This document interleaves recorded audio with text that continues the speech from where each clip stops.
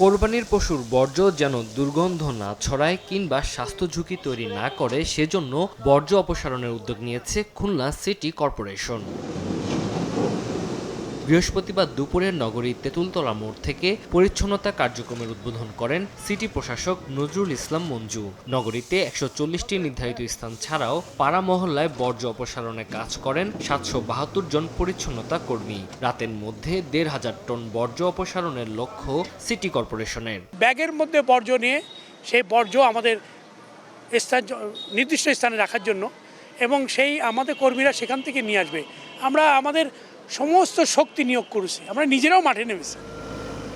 ২০০-রও বেশি গাড়ি নিয়ে চট্টগ্রামে মাঠে নামেন পরিচ্ছন্নতা কর্মীরা। কাজে তদারকি করেন city mayor doctor Shahadat Hossain. নিজেই রাস্তায় ছিটান ব্লিচিং পাউডার। ৩৫০০ পরিচ্ছন্নতা কর্মী দিয়ে ৬ ঘন্টার মধ্যে বর্জ্য অপসারণের কথা জানান মেয়র। আমি খুব আশাবাদী, ইনশাআল্লাহ রাত ৮টার মধ্যে যেটা আমরা ঘোষণা দিয়েছিলাম শহরটাকে ক্লিন করা, এর মধ্যেই অনেক ওয়ার্ড ক্লিন হয়ে গেছে। তো ম্যাক্সিমাম ওয়ার্ডগুলো আশা করি আমরা রাত ৮টার আগে আমরা ক্লিন করতে পারবো বলে আশাবাদী। কোরবানির পশুর বর্জ্য দ্রুত অপসারণ নিশ্চিতে রাজশাহীতে বিনামূল্যে ৮২,০০০ পরিবেশ বান্ধব ব্যাগ ও ব্লিচিং পাউডার বিতরণ করা হয়। ময়মনসিংহে নির্ধারিত সময়ের আগে কার্যক্রম শুরু হওয়ায় সন্ধ্যার আগে নগরীর পরিচ্ছন্ন করার আশা সিটি কর্পোরেশনের।